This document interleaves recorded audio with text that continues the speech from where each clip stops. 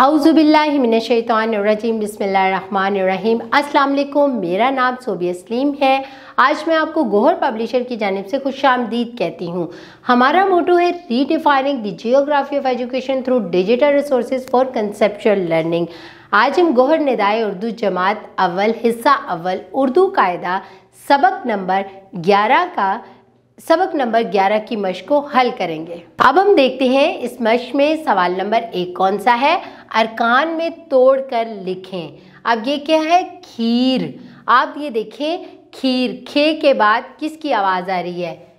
जल्दी से बताएं। छोटी ये की आवाज़ आ रही है, तो यहाँ पर हम खे छोटी ये खी रे, खीर। इसी तरह बेर, ये की आवाज़ में ए आ रहा है, तो हम बे बड़ी ये बे और रे, बेर। इसी तरह तेल, ते बड़ी ये ते और लाम, तेल।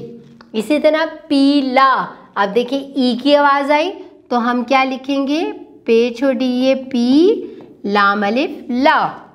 इसी तरह ढीला में क्या है? ई की आवाज़ आई, डाल, हे छोटी ये ही, ढी, लाम अलिफ ला, डी ला। दूसरा सवाल हल करते हैं। हरूफ में तोड़ कर लिखें, यानी कि आपने इसको तोड़ कर लिखना है। पहले अरकान में लिखा था, अब इनको हरूफ में लिखना है। जैसे पेड़, ए की आवाज़ आई, पे बड़िए रे, पेड़। देर, दाल बड़िए रे, मेज़, मीम बड़िए जे, मेज़। फीस, फे छोटिए सीन, फीस। सीख, सीन छोटिए खे, सीख। आगे भीख, भे छोटिए काफ, भीख।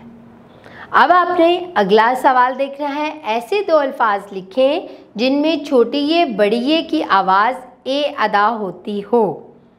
और अगला क्या है? ऐसे दो अल्फाज लिखें जिनमें छोटिए बड़िए की आवाज़ ई अदा होती हो। यानी कि दो अल्फाज ऐसे लिखने हैं जिनमें बड़िए ए की आवाज़ आती हो। जैसे मेज़, उसके बाद क्या लिखेंगे? खेल। इसी तरह ई की आवाज़ वाले क्या लिखेंगे? खीर। उसके बाद ईद।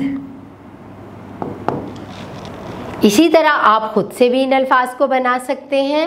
मुझे यकीन है कि आपने इस मश्क के ज़रिए बड़ी और छोटी ये की पहचान को समझ लिया होगा और आपको ये भी पता चल गया होगा कि छोटी ये कहाँ पर लगती है और बड़ी ये कहाँ पर लगती है और उसकी आवाज़ें कौन कौन सी होती हैं। आपने घर जाके इसकी दोहराई करनी है।